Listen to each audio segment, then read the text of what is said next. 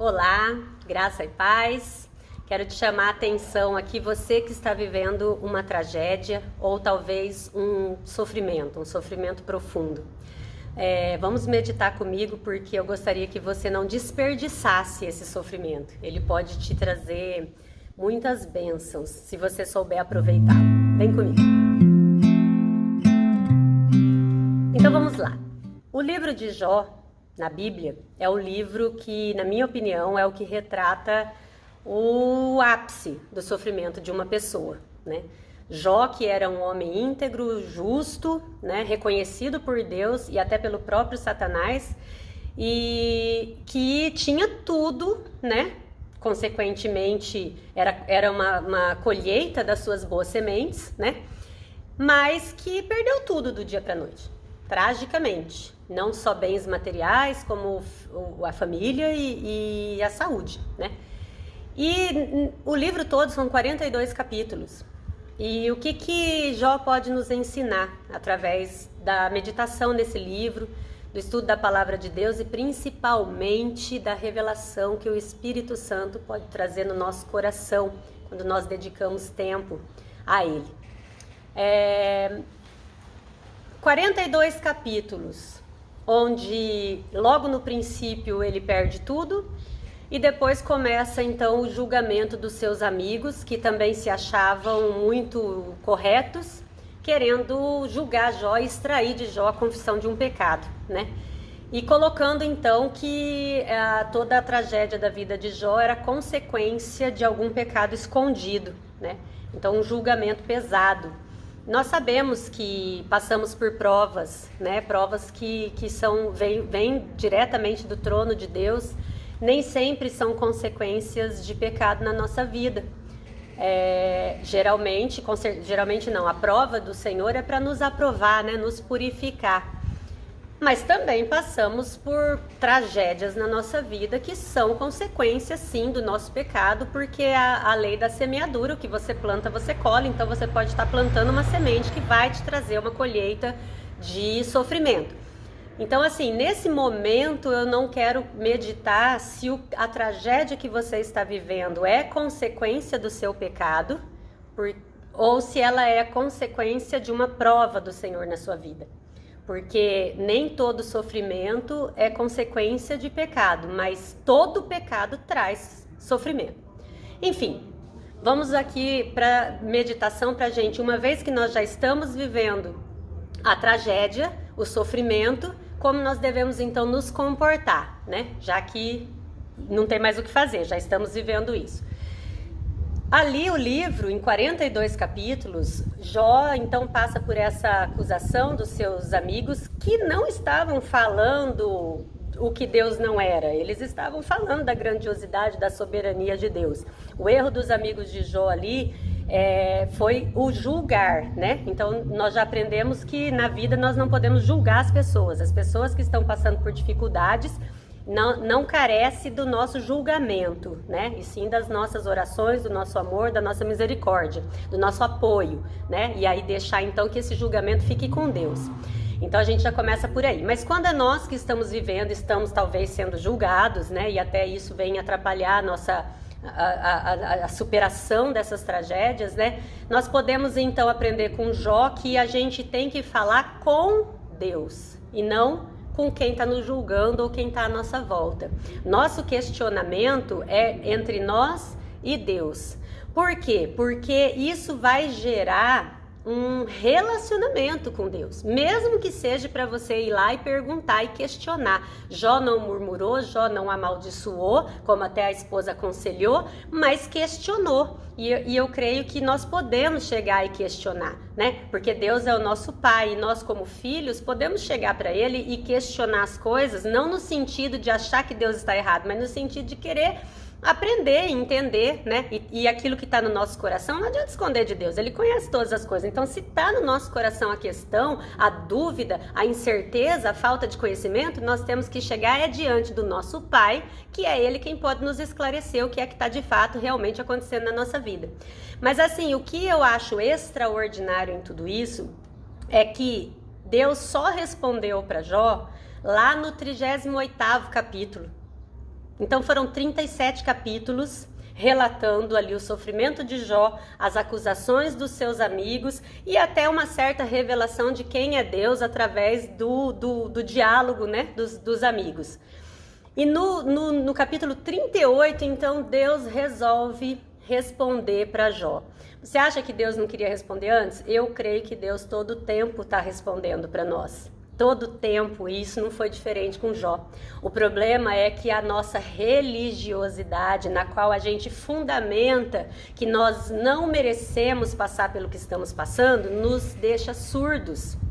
Sabe por quê? Porque quando Deus respondeu a Jó quem ele era, quando Deus foi falando para ele onde você estava, quando eu coloquei os firmamentos, né? Tudo que Deus foi criando, toda a sua majestade, a sua glória, o seu poder, a sua santidade. E a resposta de Jó, ali no capítulo 30, ele falou no capítulo 38, 39, ali, acho que no começo do 41, enfim, do 38 ao 42 vale a pena meditar ali.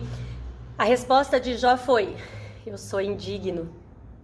Então, assim, a primeira resposta de Deus para Jó, o diálogo ali de Deus, fez com que Jó reconhecesse que mesmo na sua religiosidade, na sua obediência, o cumpridor das suas obrigações, tudo que ele fazia corretamente, mesmo assim, ele era indigno.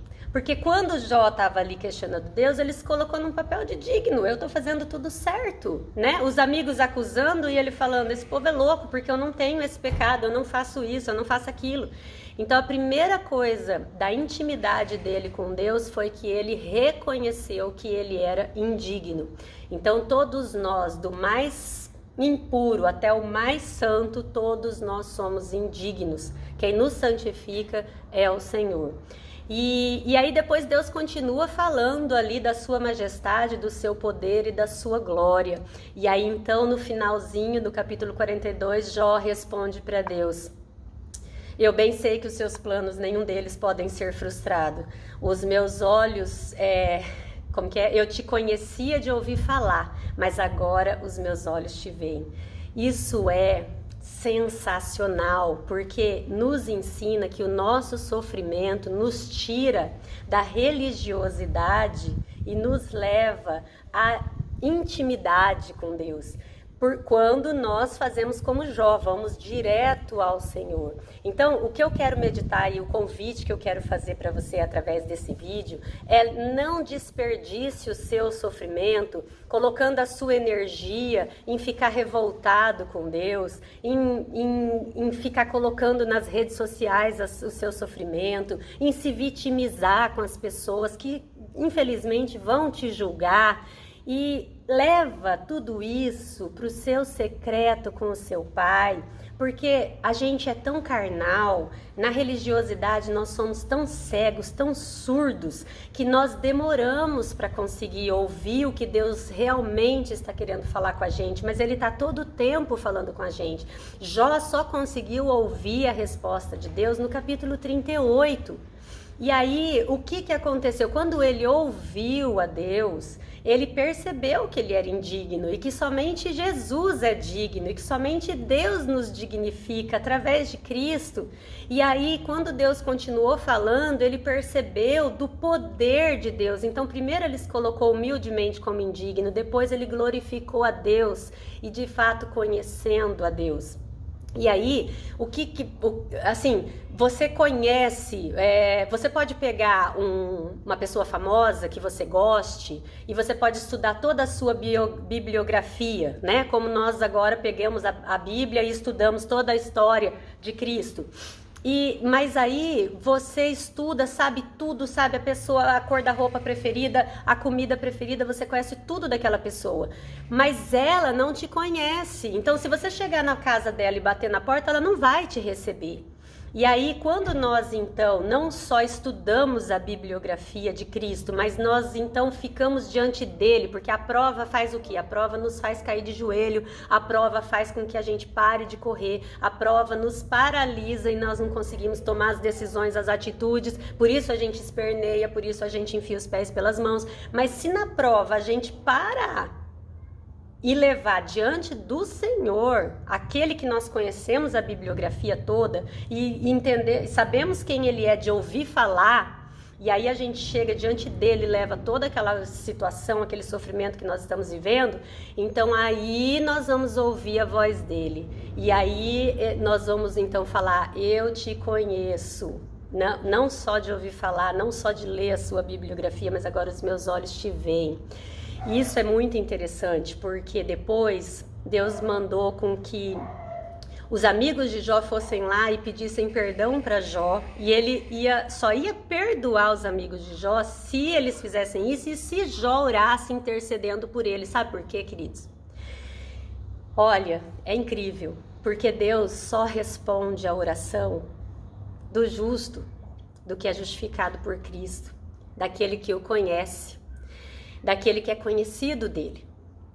Deus quer, para perdoar os religiosos amigos de Jó, eles iam precisar passar pelo processo da humilhação, de pedir perdão a Jó, e depender da oração daquele que conhecia Deus, que os olhos viam Deus, para que ele, como filho de Deus verdadeiro, íntimo de Deus, que não era mais um mero religioso, e sim um filho de Deus autêntico, para que esse filho autêntico então intercedesse pelos religiosos amigos dele.